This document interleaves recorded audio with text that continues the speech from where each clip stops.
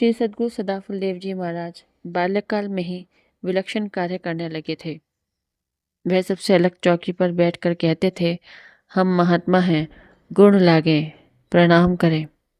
कुछ समय बाद वह पढ़ने के लिए पाठशाला जाने लगे।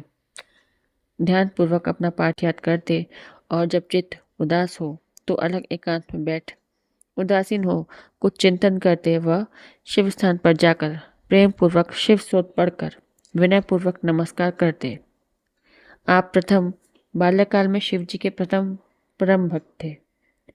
प्रातः स्नान और दोनों काल प्राणायाम, शिव मंत्र का जप और हवन करते। अभी आपकी छोटी अवस्था थी, इसलिए वे एक बार अपना गुरु मंत्र भूल गए। तब कुलगुरु के पास जाकर शास्त्रांग दंडवत कर अन्नदान दे पुनः मंत्र देने की प्रार्थना करी।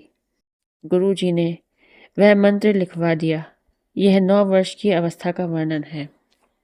इस प्रकार शुद्ध आचरण करते हुए नित्य पाठशाला जाते थे।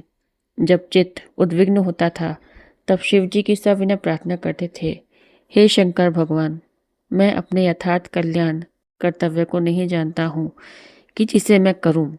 मैं आपकी शरण में हूँ। हे प्रभु, जिस कर्तव्य से मेरा सत्य कल्याण हो उसी कर्तव्य पालन में मेरी चित्तवृत्ति को रोक उसमें अवश्य लगाइए। इस प्रकार विनय प्रार्थना उपासना पूर्वक अपना जीवन व्यतीत करते आप विद्या पर गृह कार्य में कुशल हो गए। स्वामी जी की प्राथमिक शिक्षा प्राइमरी पाठशाला की थी, परंतु उनका आचरण योग्यता एक विद्वान धर्म के पुरुष की नाई बाल्यावस्था में ही प्राप्त हो गई।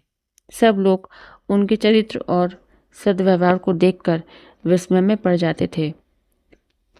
आप उसी अवस्था में संस्कृत पढ़ने की रुचि से काशी चले गए, किंतु रूढ़िवादी सांप्रदायिक पंडितों ने उन्हें व्याकरण पढ़ाने से मना कर दिया।